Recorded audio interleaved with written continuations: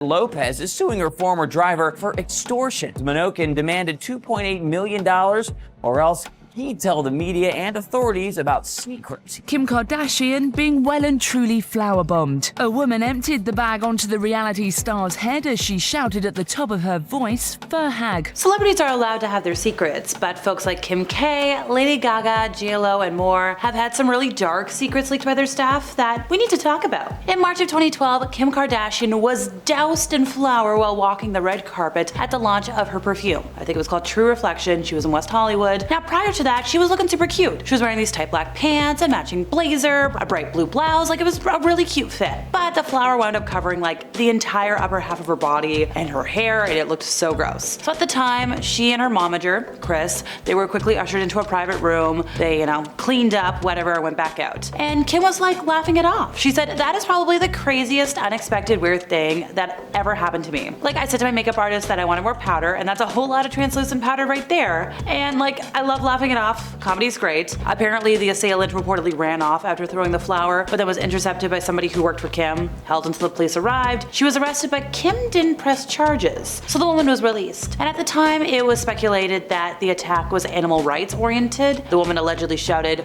"fur hog" when she threw the flour. Sure, previously before that, PETA had called Kim out for her love of fur, but the organization denied that they were involved. And trust me, they're allowed to take credit for things that they do. Also, Kim wasn't wearing fur that day. This is not the Victoria's Secret fashion show, folks. So, Kim Kardashian's former media strategist, Shiraz Hassan, alleged that the infamous incident was actually staged to help promote the perfume. In the documentary The Kardashians' Billion-Dollar Dynasty, he claimed he told her, "Okay, this is what's gonna happen. You're going to be fine, you're going to be safe, but we're going to create a media moment. If we create media gold, guess what's gonna happen? Everyone's going to be talking about your perfume, everyone's going to buy it." Okay, whatever floats your boat. I don't think it's worth being covered in flour for. Lady Gaga was once involved in a bitter lawsuit with a former assistant, Jennifer O'Neill, and declared in court papers she was queen of the universe every day and O'Neill did not want to be her slave. So in the court papers, Lady Gaga apparently complained that O'Neill failed in simple duties, such as laying out her toothbrush and soap so she knew where they were. She insisted that O'Neill lived large off of her dime, wore her clothes, bagged the best bed on her private jet, and left the poor diva to lug her own suitcases. Meanwhile, disgruntled O'Neill sued for over $400,000 in unpaid overtime plus damages and testified that she was required to sleep in Gaga's bed because she didn't sleep alone and was expected to be working and available 24/7 for an annual salary of just $75,000. Such hours and demands might seem absurd to those outside of showbiz circles, but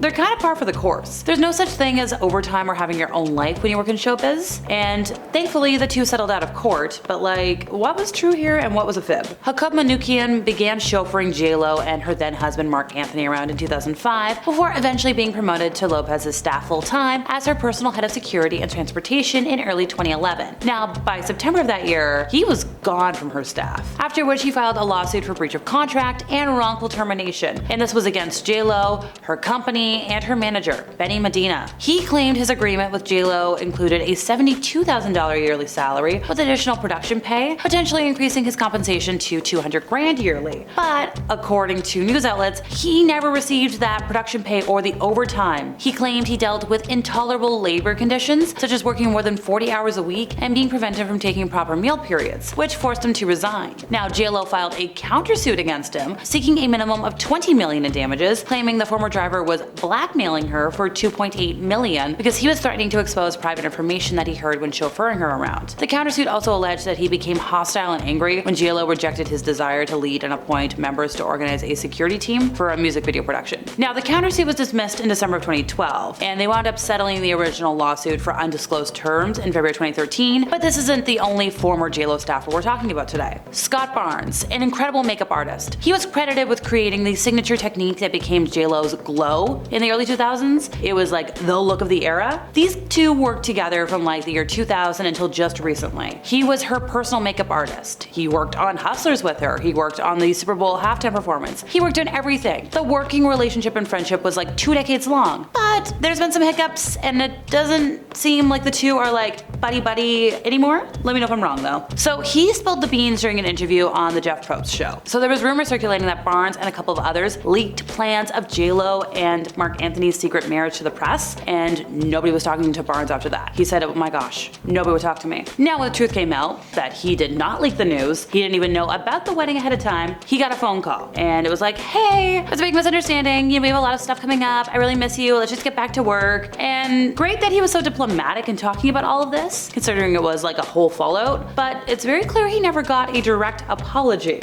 Also, at the time when that hiccup happened, it was really fast when the two reconciled, but it looks like they might be on the outs again, so maybe we'll get another tell-all. Mariah Carey's former personal assistant, Leanna Azarian, claimed she was subject to battery and harassment during her approximately 2 years of employment before being wrongfully terminated by the pop diva. I think that was in 2017. Now, that's according to a lawsuit that was filed with the Los Angeles Superior Court on that same day, which was the day that Mariah Carey sued Leanna, accusing her former assistant of secretly filming embarrassing videos, which was in violation of a standard NDA. Oh, and apparently the assistant was trying to extort her out of like $8 million. So according to a copy of the 32-page complaint from Leanna, she said she was hired by Mariah Carey in September 2015 at a salary of $250 grand per year. That eventually increased to almost like $330 grand. She claimed the job entailed her to be on call 24 hours a day, 7 days a week to assist Mariah Carey and the manager. According to the lawsuit, Leanna claims the manager subjected her to verbal and physical harm, ridiculing her about body parts, making physical contact, and a lot of things that I can't repeat, but like,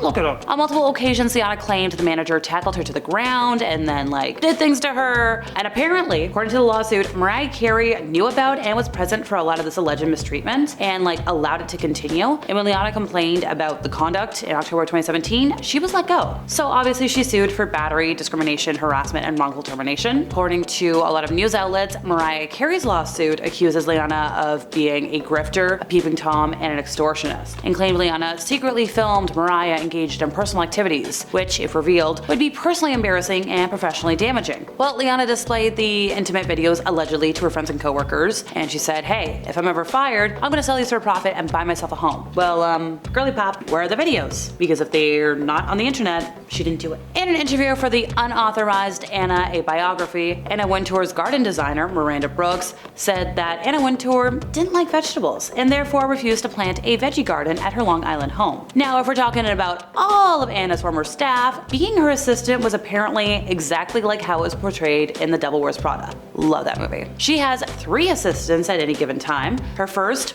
primary assistant. Second one takes care of the home and the dogs, which at one point she had like all golden doodles, which like, so cute. And the third is in charge of running errands and organizing Anna's clothes, which like, I would not want to be in charge of that. One former assistant said they were terrified to ride in the elevator with her because Anna would list off everything they needed to do, even though they weren't like by their desks to write this down. So they're just like, oh, we kind of have to like remember all this. They were also scared to leave their desks to even just go to the bathroom. Anna would typically address all of them using the first assistant's name until she was sure they were actually gonna last. And that's all for today, folks. See you next time.